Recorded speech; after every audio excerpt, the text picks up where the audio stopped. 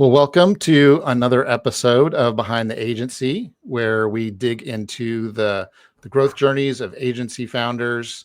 That means the wins, the mistakes, everything in between. And today I'm very proud to have Jon Tsourakis, president, CRO, and co-founder of Oyova. And at Oyova, they do everything from custom software to marketing to IT consulting. Jon, thanks so much for coming on the show. Yeah, David, thanks so much for having me here, man. Happy to be here. Awesome. Well, we talked before today, and one of the things that we kicked off things around was you started your agency back in '09. So you've been at it for a while now. And we all know like '09 was a pretty volatile time period, on the tail end of the recession. What was that whole process like starting an agency during a recession? Yeah, it was impulsive. I quit working for another company that was just all the disastrous things that can happen when something gets very corporate. And you would do whatever you could at the time to bring in revenue because nobody wanted to, spend it. So you're somebody who's like, hey, we do email marketing. They hear email. So you're under their desk trying to figure out why their email server is not connecting to their computer. Whatever it took. Yeah, it was brutal. Oh man. Well, what does it look like over the years, like evolving your agency and keeping it afloat over, the years since?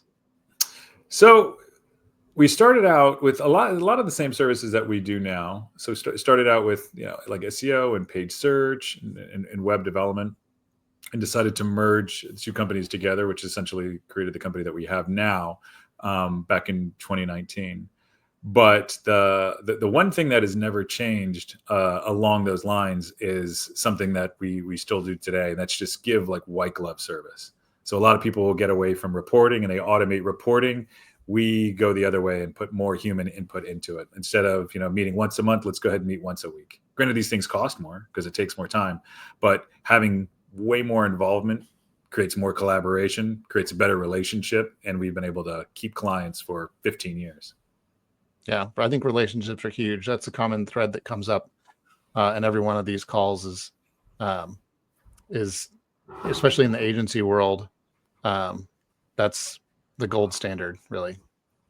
Yeah, and tailoring it too, right? So some things also learn along those lines is like, you can prepackage things, you can do all these things, but if you take a tailored approach in everything that you do, in kind of that Ritz-Carlton way about it, it's appreciated. Like they will see the difference, and the clients that go away have a high probability of coming back.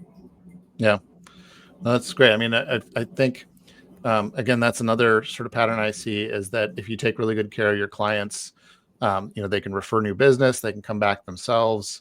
And for a lot of agencies, like referrals is a large way that they bring in new business.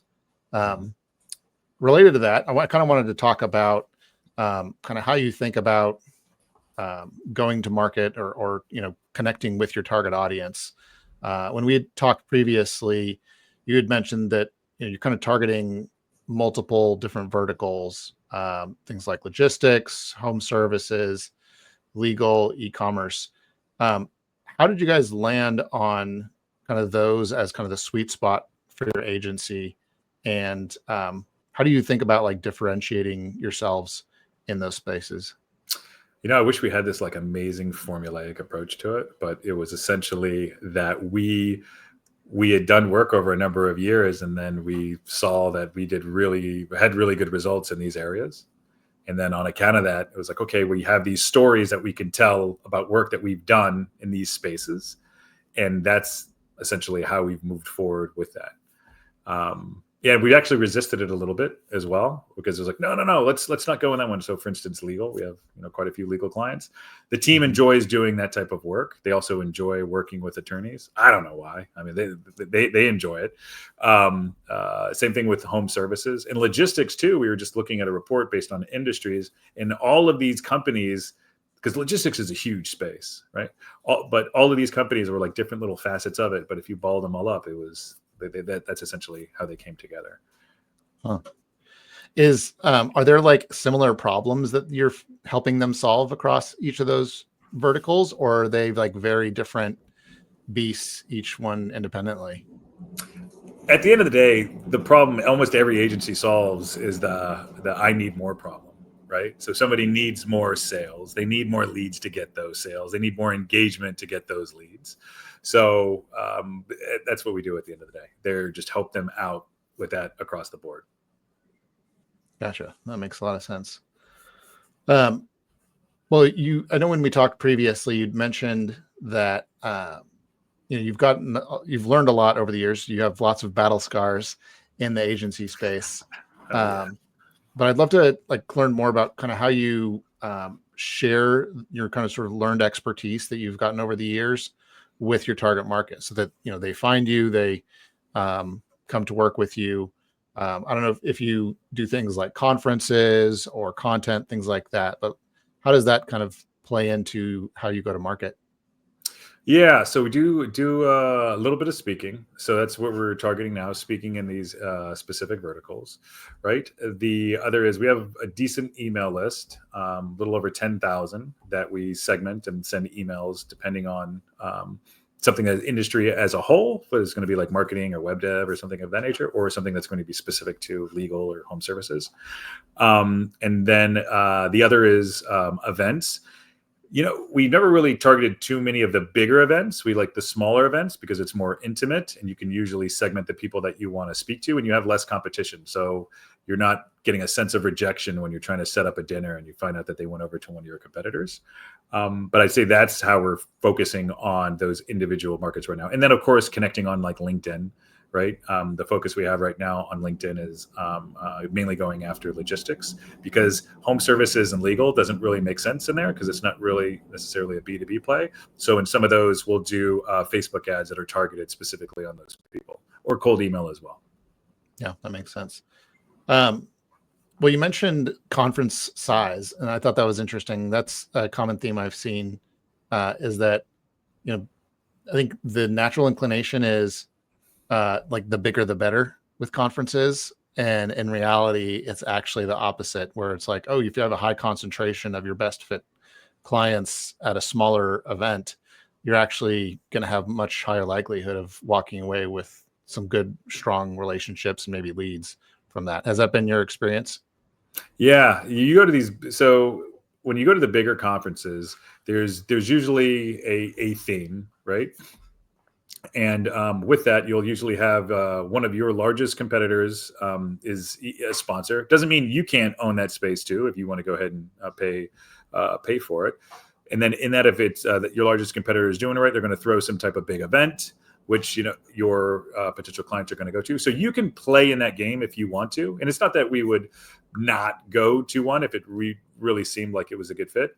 But dollar for dollar, if you find a smaller, whether it's going to be state or regional events to go to, you're probably going to have better output because there's going to be less competition. It's going to be a more intimate event, and there's also the other smaller events as well, right? As you're beginning to build your name within a specific niche, so there's going to be things that are happening in your town or whatnot, and then expand that out to, of course, state and regional, as I mentioned. I think that's a better path. And then when it makes sense, go to the larger events. But as far as like sponsoring and things of that nature, man, that's a big coin. And that's a lot of risk with that. And you better walk away with a return. And that's not an easy thing to do. Yeah, absolutely. Especially with a lot of competition.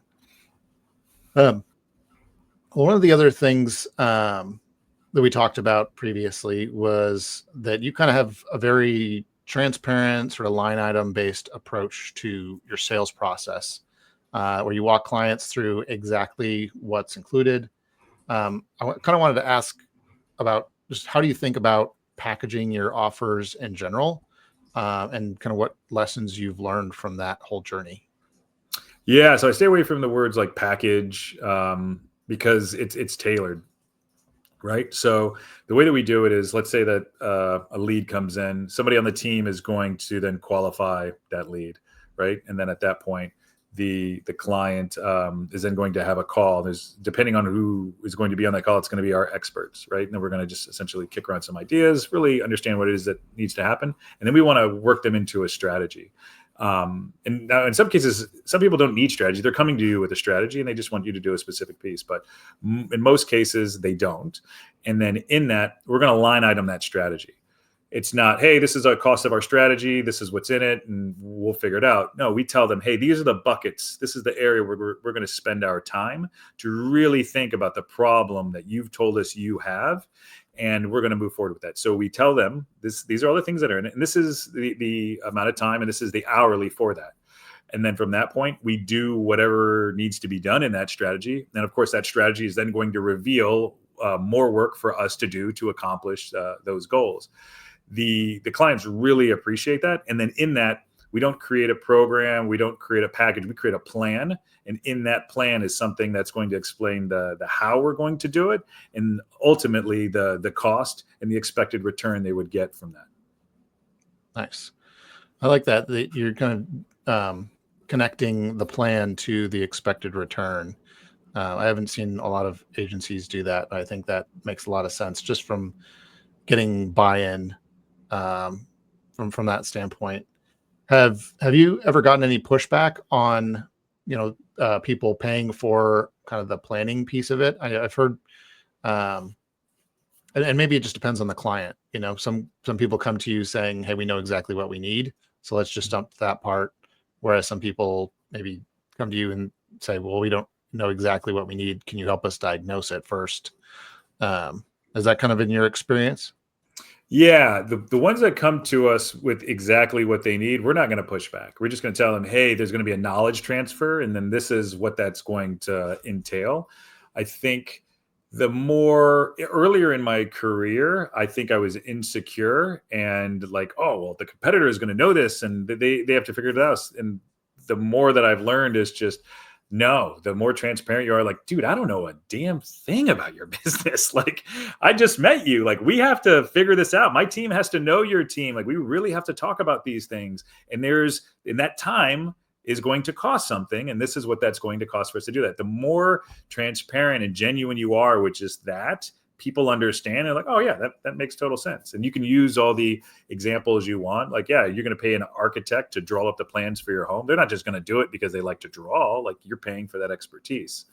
And so the people that come to us, hey, this is the specific thing that you want, that we want you to do.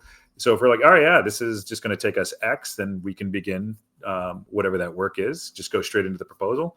On the flip side, the less somebody knows, the more expensive it's going to be for them, because we're going to have to go through all of these different machinations to really understand what is their problem. All right, what are the goals that they really have? Were those clearly defined? What's all the work to accomplish those? What is the budget? If they don't know their budget, okay, well, we're going to have to really talk through some things. What's the life cycle of their business?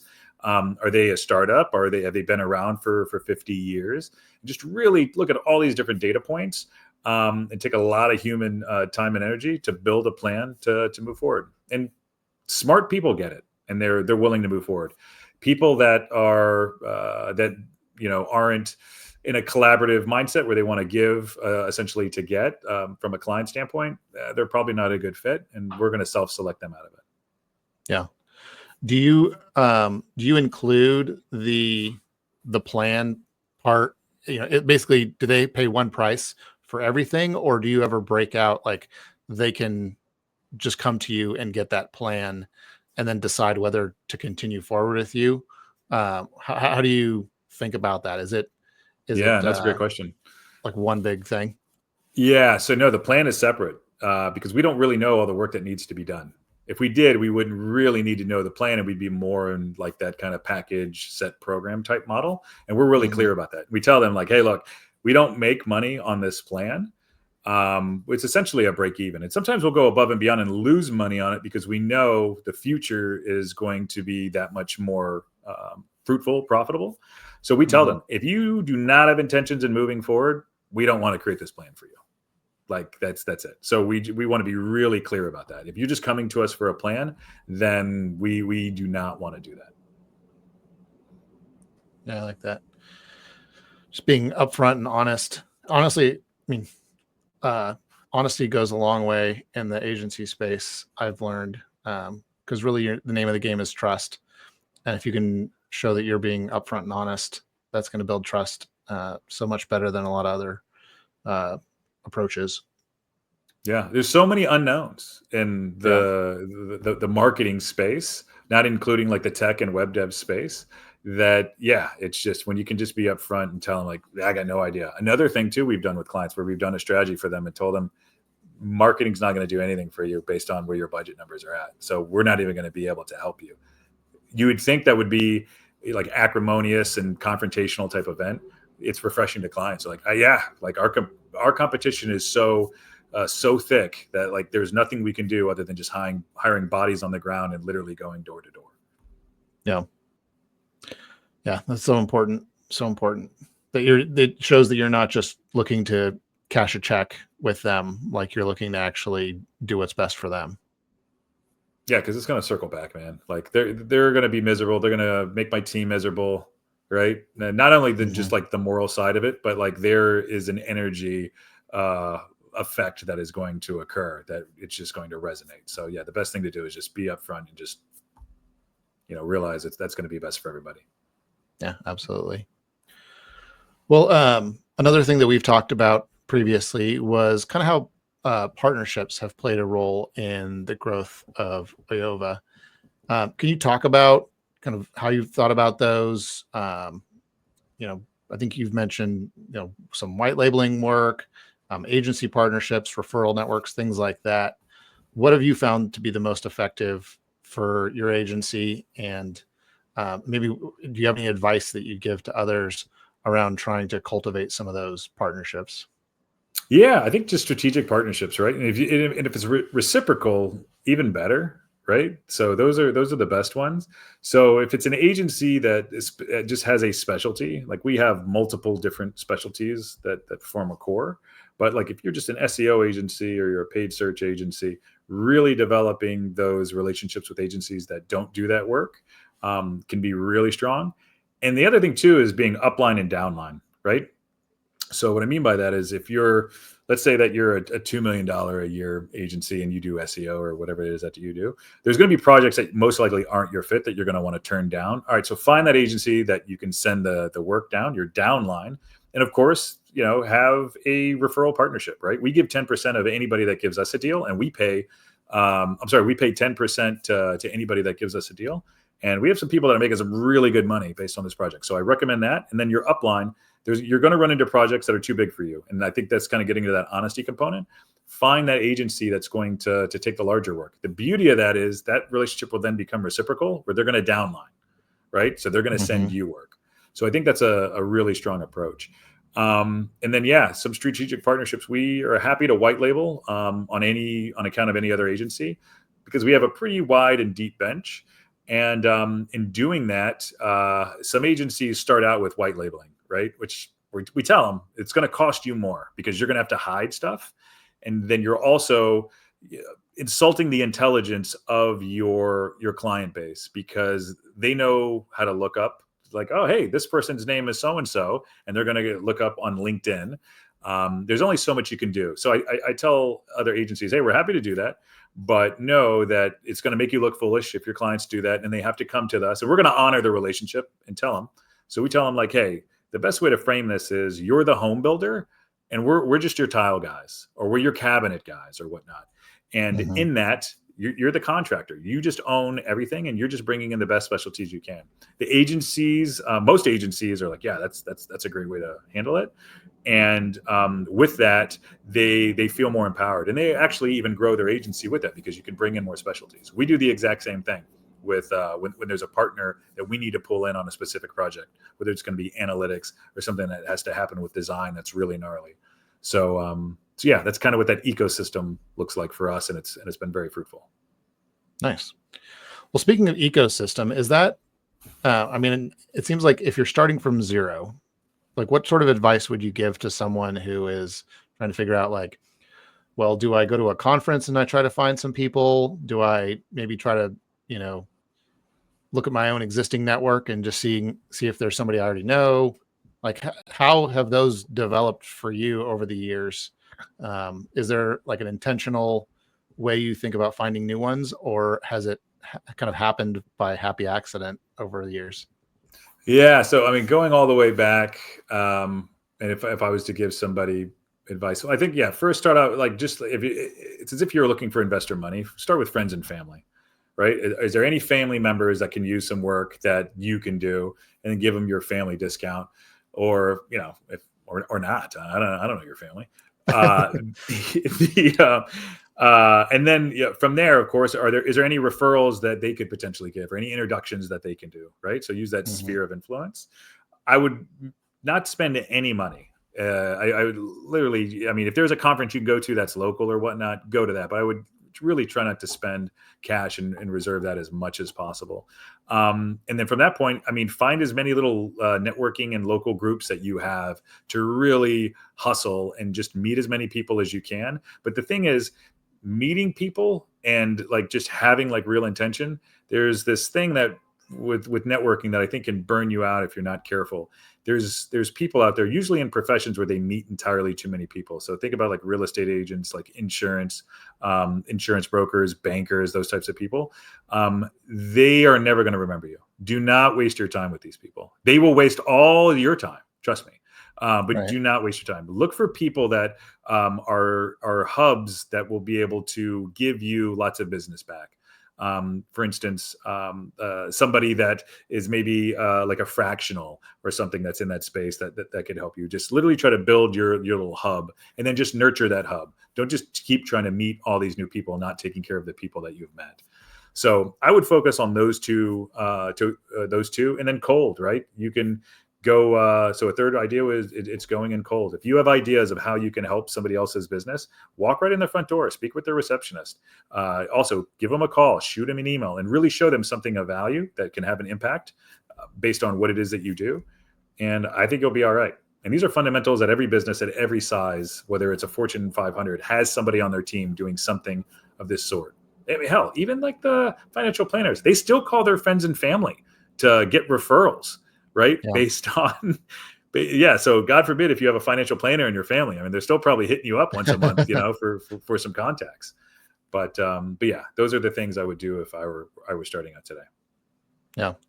One thing that I've noticed with the whole partnership discussion is that a lot of people who are getting into it for the first time think of it as a more transactional thing, and so it's like they identify a potential partnership, they make create an agreement where it's like, okay, we'll send you this and we'll send you that, but both parties are waiting for the other person to make the first move, and so it just Mhm. kind of ends up with this sort of standstill, and then Yeah. no business is referred either way. um, and I think the only way you get around that is to just be willing to be the person who's going to make the first move and like refer maybe some of your existing clients over to them, or maybe send a lead that's not a good fit for you over to them. um, has that been your experience, or like what have you seen around that? It has, and I completely agree. I think be upfront with somebody and tell them like the probability of me sending you something is nil, which I do, right? With a lot of people, where we start, hey, we could send business back and forth, and there's some people that enter that relationship with a lie, which I just can't stand. We're like, hey, yeah, we could potentially. They're never going to send you anything, right? Because you could Right. ask like, how many other people like me are you talking to? And if they're talking to like 200 others, like, dude, like you're building your partner program and then telling me that you're going to send me something when you're not. So that's where I think be selective in those types of instances. And Hmm. then with that, because what you talked about was like an inadvertent manufactured detente, right? It's like, hey, we're gonna send business, but you got to send it first. I have somebody that sends business. He's an accountant, and he's very very well connected guy. And we talked about that. Hey, I'll send you business. I was like, yeah, I could potentially send you some business. So it was like 2 weeks later, I sent him a client. But I told him before, the probability of me sending one's pretty minimal, right? Like people aren't talking to us about their accounting problems. But anyway, I sent him a client. And that was over 10 years ago. And he probably sends us a client a month now. I have not been able to send him a client since. But yeah, like it was just one of those things. It opened the floodgates based on that relationship. And he knows, like, yeah, we take care of all of his clients and he's happy. So I think, Yeah. the two things there, be straight up with somebody. Hey, I'm probably not going to send it to you, and verify what they have. And then, whatever you have, just go ahead and send it over and take a chance. And you don't have to have a million partners. That's the other thing too. It's the same as like networking. Just nurture, a few and that are high quality, and just keep those relationships going. Yeah, absolutely. Another thing that I found is interesting around both partnerships, but also kind of your service offering is having some way for those people who are referred into you to work with you kind of upfront without necessarily signing up for the whole thing, because like they don't know who you are they've just kind of been introduced to you. But I think you mentioned that people can get that plan without necessarily signing up for the execution work. Now, a lot of times they do, go on to do that execution work, but almost kind of like, here's something where you can, start out with this appetizer, and if you're ready for the main course after that, we can do that. But there's less pressure up front, which maybe makes that introduction a little bit easier for the other person to make, because it's like they're not, I guess, forcing any sort of major buy-in up front. Yeah. I love those instances. And we even tell somebody, especially, I mean, there's some people we've been talking to for over 3 years, right? Those are typically larger companies.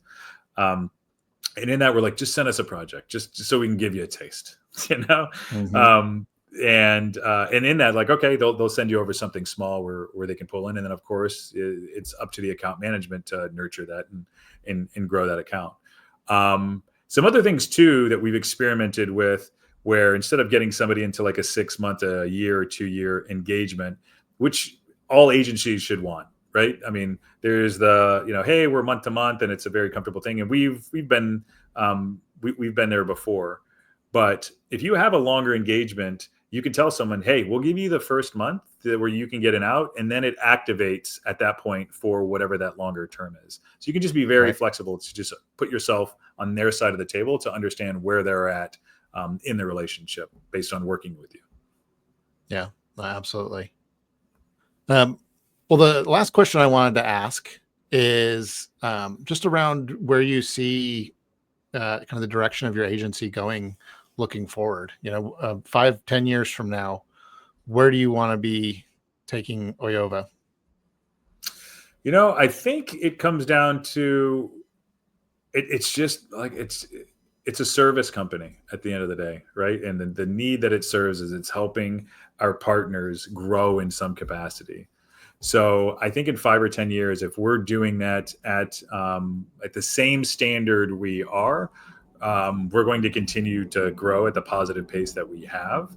And I only think AI and some of these other things that people are really concerned with, or all this agency consolidation, these are just cyclical things that happen. And I think if you sit on top of whatever that tool is, AI in this case, that you're going to be fine. And I think we're really good and well placed in a position with the strategy. And then as far as like all the consolidation and everything that's going on, doesn't mean we're not going to take advantage of some of that consolidation, or even become a part of it where we get swallowed up into a hole. So yeah, I'm not worried. I think the next 5, 10, 15 years look really good for agencies if they're smart and they're not lazy and they're doing really good work.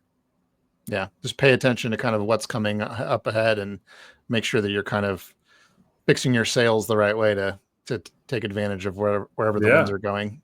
And if they're hiring David Hose, that's what they need to do. Yeah, sure. Right. Awesome. Well, no, this has been awesome. Thank you, Jon, for coming on. What, if people want to connect with you, whether it's for services or maybe they're another agency owner just wanting to talk shop and compare notes with, maybe some of the struggles they're going through, what is the best way for them to connect with you and chat more? Yeah, you can shoot me an email, Jon at oyova.com, or find me on LinkedIn. Yeah, happy to have a conversation. And yeah, love meeting new people. So I welcome it. Awesome. Well, thanks again for coming on the show, and I'm looking forward to staying in touch. Likewise, man. David, thank you so much, man. Great questions. Thank you.